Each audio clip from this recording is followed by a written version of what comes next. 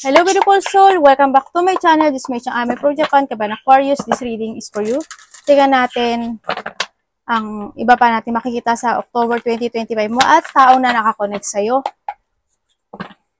Maraming salamat muna sa mga subscriber, new subscriber, cross-watcher at sa mga bagong pasok dyan. Welcome na welcome kayo sa bahay ni Ate Aimee. Salamat din sa nakataba ng puso ninyong mga comments at sa mga nagpa-personal reading. Marami pong salamat.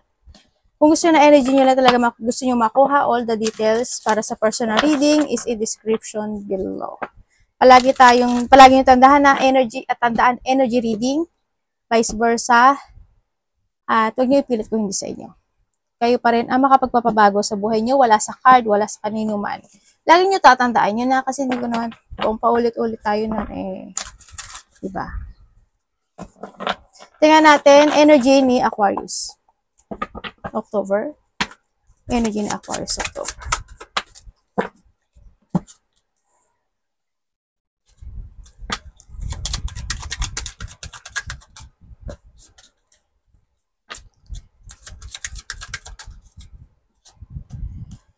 Okay, energy mo by October is, andito kami mga exciting situation. No? Exciting situation, exciting na mga plano, may mga outgoing situation, may mga problema na mariresolbahan o matatapos, and may mga marireceive ka raw. No? So, may pagtulong, hindi ko alam kung may hingi ka ba ng tulong, may tutulong ba sa'yo, o may tutulungan ka. Yun, vice versa. Or ikaw ang hihingi na tulong. Siyempre, exciting situation, may marireceive ka raw by this October. May mga pagtatapos, no, problema, struggle, burden sa iba sa inyo, or may mga plano ako nakikita na ikaka-excite mo, or may mga bagay na ma-excite ka by this October. May nakikita rin akong pag-uusap. Mari may mga mag-uusap related to money, or may mga tension na re-resolbahan this time. So, nakita ko sa iba sa inyo. May mga action. Parang you will jump to your passion or magti-take a risk ka with something. Tingnan natin ang parating kay Aquarius. Anong parating kay Aquarius? So, iba sa inyo is makaka-receive ka raw ng text message, communication, either sa mas bata sa'yo. So, nakita ko dito. Yun. May outgoing din ako nakikita no? Parating kay Aquarius. Parating. Parang hindi ko naman siya nababalasa. Siyempre, ang laki kasi ng card no?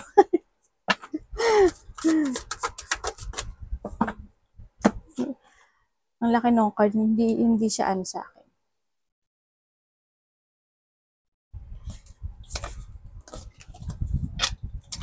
Parating.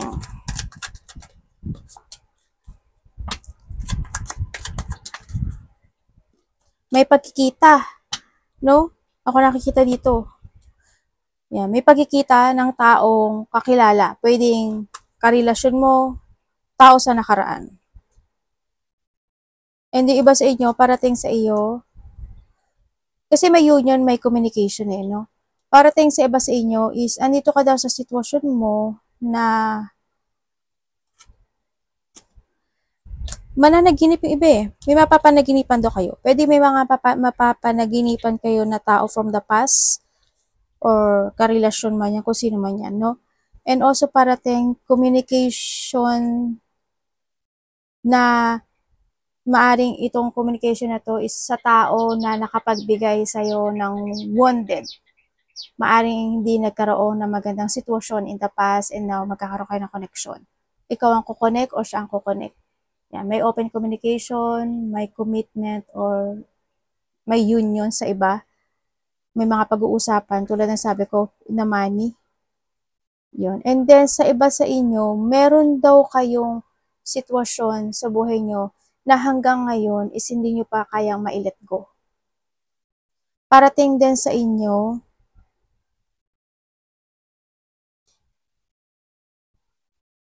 merong collaboration. Collaboration, magkakaroon ng dealing situation. Ako nakikita, may pag-uusap, may deal. may babaguhin or may magbabago, parang ganun. May ganun ako nakita dito. Babaguhin, magbabago, parang may deal ako nakikita. Magdi-deal kayo. Ganyan. Sa iba dito, there's a recognition situation. Iba dito, di sa partnership. May partnership. Collaboration, dealing, partnership, or something pag-aaralan, parang ganun sa iba. Pag-iisipan, pag-aaralan. Tingnan natin ang dapat iwasan ni Aquarius.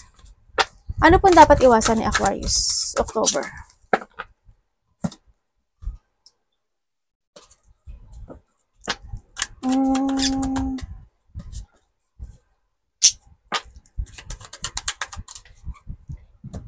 Okay. Okay, dapat po daw iwasan. Iwasan mo daw yung yung mapanghinaan ka ng loob. No? Yung, syempre, control mo din yung emotion mo, no? Control your anger, control yung salita mo, control your feelings, kung ano man yan. Iwasan mo yung hindi mo ipaglaban kung alam mong nasa tama ka. Paglaban mo yun. No?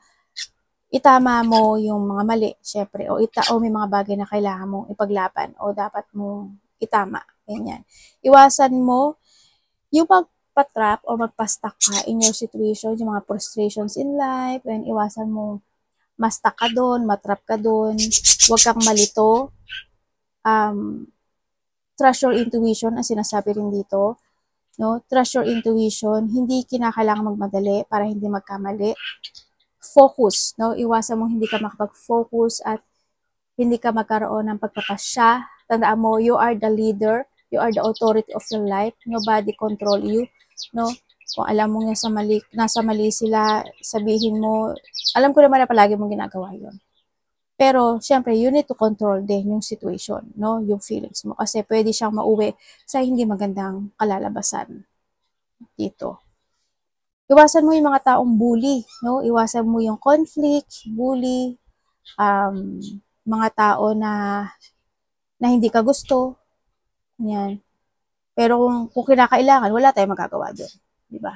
So, kailangan mo kumonek talaga. Yan. Siyempre, whatever holding you back sa nakaraan, this is the time to leaving behind. Release. Accept the lesson. Tatandaan mo palagi. Ngayon, this time is kailangan mo na maging more wiser and stronger than the past.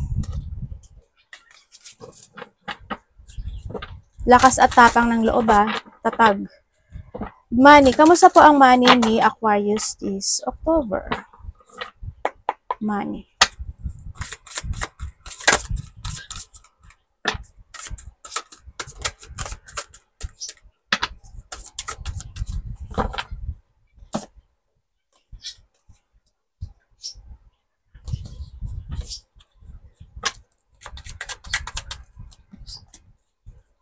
Okay, lumabas talaga siya. Okay, when it comes sa money mo, blessing. May blessing na darating sa'yo pagdating. May blessing na darating sa October sa'yo. Yes, there's a good news, there's a blessing, there's an achievement. Malaki man o maliit yan.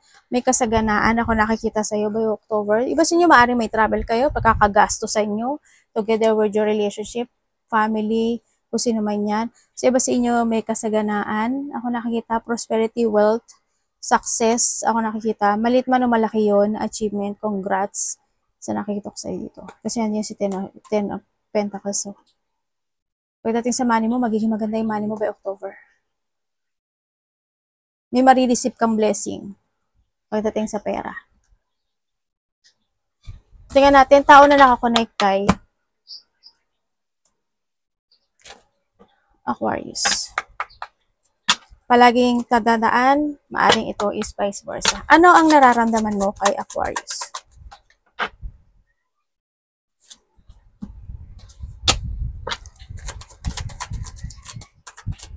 Tao na nakakonect kay Aquarius, anong nararamdaman mo kay Aquarius?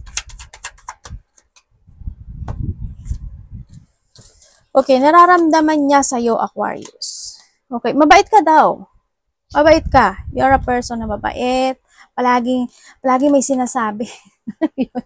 palaging Hindi na daw niya malaman kung payo pa ba yun o pagsusumbat, parang gano'n. Yan, nararamdaman niya sa'yo, ano ka daw, palaging parang gusto mo kailangan perfect, kailangan ganito, kailangan ganyan. Pero sinasabi niya dito, you are very supportive person.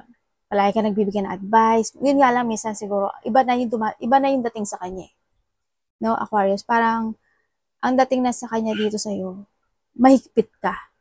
Kumbaga siguro marami kang sinasabi, ganyan. Ganyan. Ano ka daw, palaisip. Alam mo yun, naramdaman siya, palagi kang palaisip, palaging marami kang iniisip, malalim pag-iisip, gano'n. Nararamdaman niya sa'yo. Pinahalagahan ka raw niya. Sa magkakahiwalay, pinahalagahan ka niya. Minahal ka niya. Yun nga lang, dumating na talaga yung time na kailangang mag-let go yung bawat isa. Sa magkakarelasyon yun, ganun din sinasabi ko sa'yo. Kaya iba dito, maaari nagkaroon na pagtahak ng ibang direksyon. Anong intention mo kay Aquarius? Taon na ako na kay Aquarius. Anong intention mo kay Aquarius?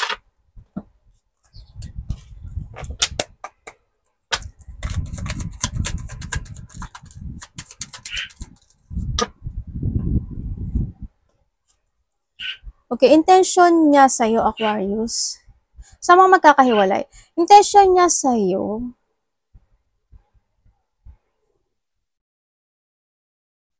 sana maging masaya ka na raw. Sana makontento ka na, ganyan. Kumbaga maging okay ka na, ganyan. Yan ang sabi niya sa'yo, dito. No?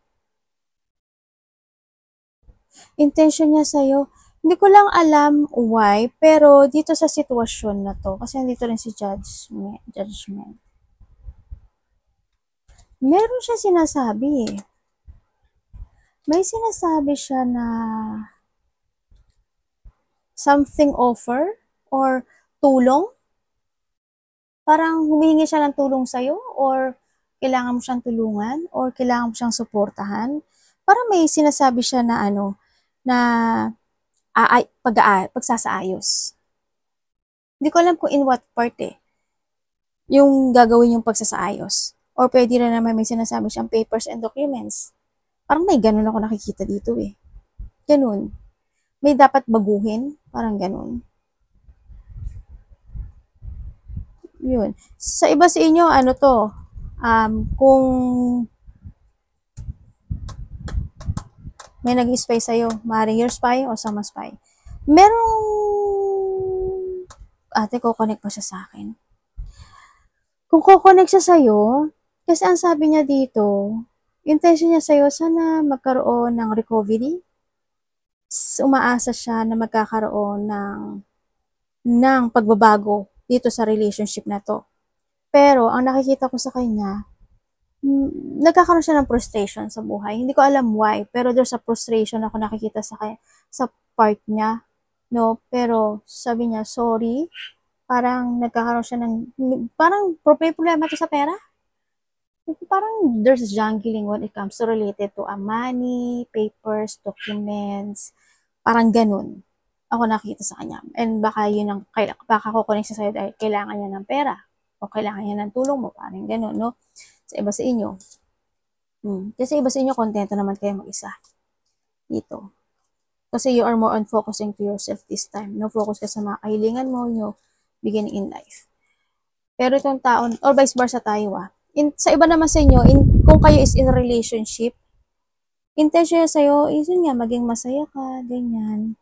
Kasi two person ang nakikita ko dito, maaring nagkakaroon o sa nagkahiwalay at sa meron sa ngayon, is there's a person na dalawa. Pwedeng sa part mo o sa part niya. Kasi no pointed name tayo dito, no? Yun ang nakikita ko dito. So, iba nagkaroon na talaga ng separation. Kaya maaring kung itong tao na to is may someone, medyo napuprostrate siya doon kasi nahahati yung katawan niya o nahahati yung isipan niya sa dalawang tao. Ganon. Yun na nakikita ko nito. Very independent yung isa sa inyo, no? Tingnan natin ang action niya sa'yo. Kasi pagdating sa inyo dito, isa sa inyo, very caring, loving and caring and gentle. Kaya yun nga lang, yung isa lang sa inyo, ano siya, ano to? Madali siyang maakit. Ganun. Or vice versa, may tao na naaakit niya. Ganun. Vice versa tayo. Action niya sa'yo. Tao na ako na kay Aquarius, anong action niya sa'yo? 8 daw. Action niya sa'yo is 8.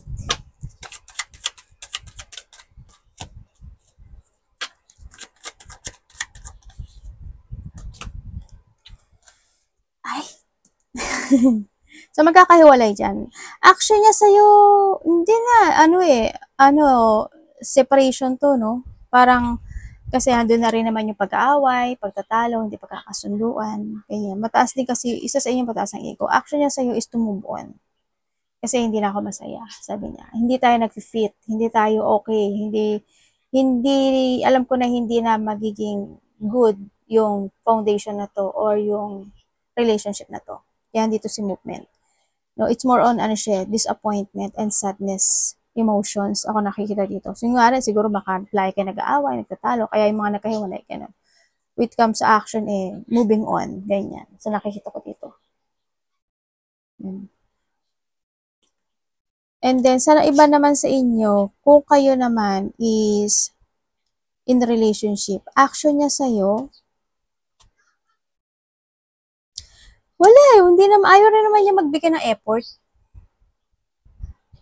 Dito. Magulo kasi isip niya. Marami siyang iniisip. Marami siyang bagay na iniisip at marami siyang struggle, problem, burden, situation this time. Sa nakikita ko dito, kung titignan ko dito, may boundary siya sa iyo eh. Maybe you have a boundary o siya may boundary. May boundary ako nakikita in this relationship. Kumbaga, kung sa emotion or sa feelings, isa lang sa inyo is nagiging more on patient lang.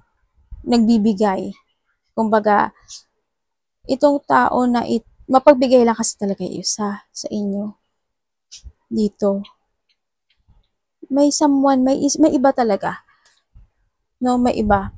Pero nagja-jungling siya eh. Kung kayo is kayo pa ha, nagja-jungling siya. Either hinihiwalay ang kanya or lalayo siya. Yun yung nasa isip niya. Pero hindi ko pa nakikita yung move. Pero thinking, yun na nasa thought niya. Lalo na kung syempre, kung merong iba, diba? Ay, gano'n na nga yun. Doon na patungo yun. Pero huwag niyo ipilit kung hindi niya ito. Kung alam niyo na sa sarili niyo, okay kayo, masaya kayo. Kasi sa dami ng energy niyo, malabo makuha ko lahat ng energy niyo dito. Ano nararamdaman mo, Aquarius, sa kanya? Pero sabi niya, hindi na siya masaya. Ganun. Yun ang sabi niya. May mga disappointment din kasi. Or vice versa. Kasi wala namang pangalan mo dito.